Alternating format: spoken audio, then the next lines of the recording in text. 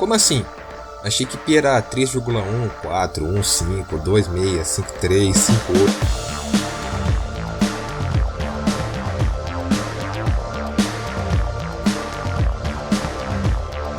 Para começar, vamos entender o que é medir.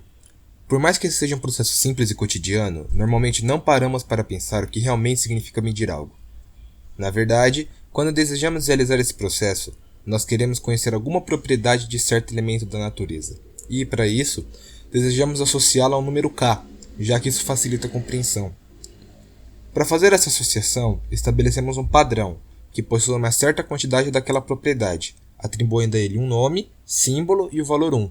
Por isso também chamamos o padrão de unidade de medida. Então comparamos esse padrão com o nosso objeto de interesse, assim obtendo nosso tão almejado número, que está em função do padrão escolhido. Para ajudar na compreensão, aqui vai um exemplo usando a propriedade massa. Sabemos que para medir a massa de um objeto, comparamos o seu valor ao quilograma, que é o nosso padrão. Agora é um momento importante para um detalhe que ficou faltando. Para fazermos nossa comparação, nós precisamos de um instrumento, nesse caso a balança. Assim, descobrimos que o nosso objeto tem 4 kg.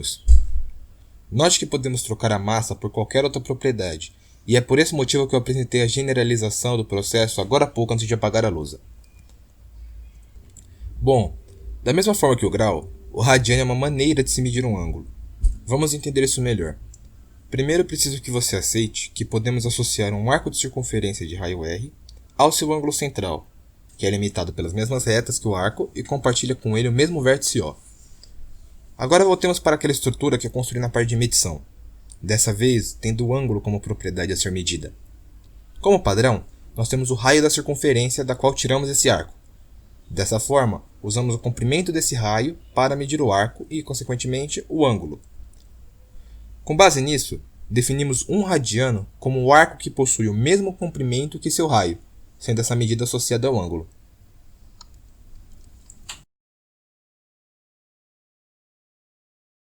Para medirmos os ângulos usando essa unidade de medida, precisamos determinar o comprimento do arco e depois ver quantos radianos, ou seja, arcos com valor de um raio, cabem ali. Em outras palavras, quero saber em quantos raios eu posso dividir esse comprimento de arco. Sendo assim, a expressão para determinar o valor de um ângulo em radianos é o quociente entre o comprimento do arco e o raio. Nesse caso, cabem 2,258 raios, ou seja, temos um ângulo de 2,258 radianos. Agora vem um assunto de grande interesse. Como a unidade de medida que você provavelmente conhece mais, o grau, se relaciona com o radiano? Bom, vamos lá. Nossa estratégia vai ser a seguinte: começar pelo caso fácil e depois encontrar a fórmula geral para a conversão.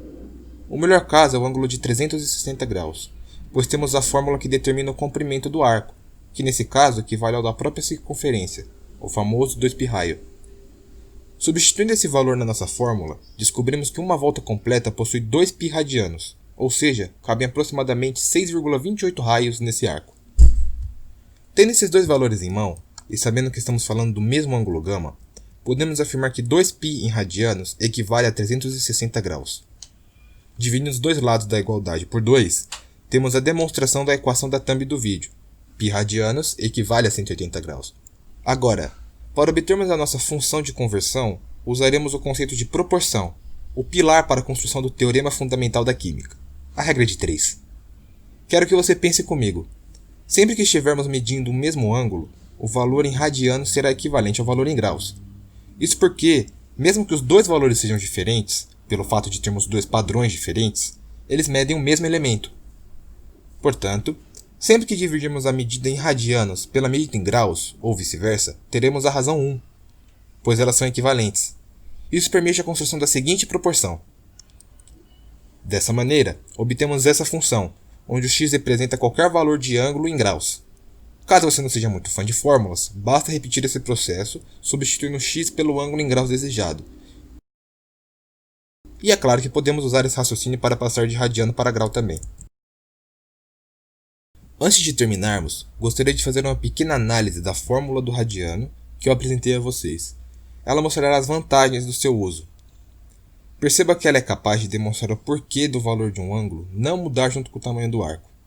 já que esse comprimento sempre tem que ser escrito como uma fração ou múltiplo do comprimento da circunferência, ou seja, de 2π².